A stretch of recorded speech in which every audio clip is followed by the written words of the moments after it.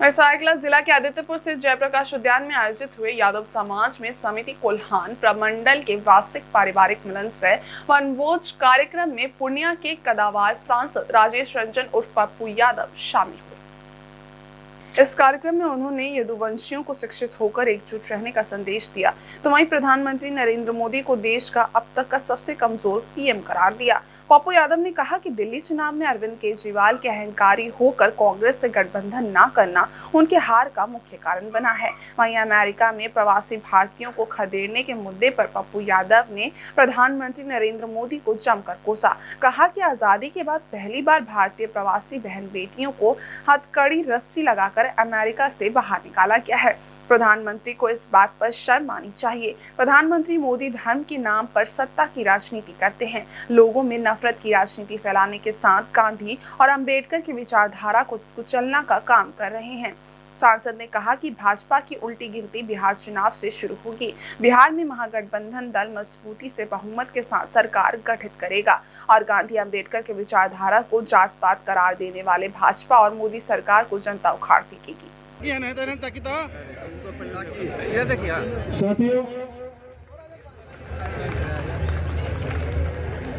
साथियों, न केवल बिहार बल्कि झारखंड में भी जनता के प्रति समर्पण और सेवा की भावना।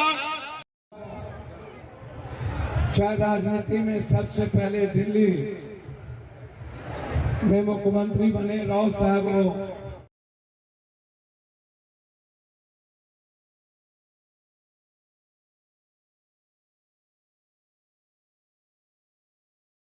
कमजोर पीएम हमने देखा।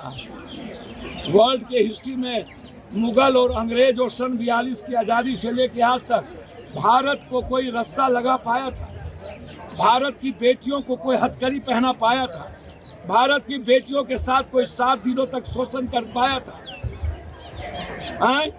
दुनिया में इतना कमजोर पीएम आज तक वर्ल्ड में कभी हुआ? वर्ल्ड में हमसे छोटा छोटा देश ने अमेरिका को आंख दिखा दिया। हमारे यहाँ प्लेन आया, एक पायलट वाला प्लेन भेज दिया, 40 घंटे तक चला गया। हमारे यहाँ हमारे भारत के लोगों को अपमानित किया। हम मुख दर्शक बने हुए। बांग्लादेश में ISI का चीफ आकर के बैठा हुआ है। भूटान के सारे मिनिस्टर चीन में बैठे हुए हैं। नेपाल के पोखरा में एयरफोर्स बन गया चीन का। श्रीलंका में मछुआरे को मार के भगाया जा रहा है, मार दिया जाता है। पाकिस्तान को देख लो, वियतनाम और ताइवान वैसे ही चला गया। तो भैया पीएम है, बस हिंदू मुसलमान करना है, दूसरा कोई धंधा नहीं है। 24 घंटा सियासत और कुर्सी के लिए नफरत पैदा करना है। अंबेडकर और गांधी की आइडियोलॉजी को खत्म करो, संविधान खत्म करो, RSS के संविधान को लागू करो, सनातन की विचारधारा को खत्म करो। RSS वाला कट्टर हिंदू जो आज़ादी के का पता भी नहीं है, कह रहा अभी राम मंदिर के दिन देश की आज़ादी हुई। संविधान को भी गाली, इतिहास को भी गाली, हमारे पूर्वजों को भी गाली, फ्रीडम फाइटर को भी गाली, हमारे कुर्बानी को भी गाली।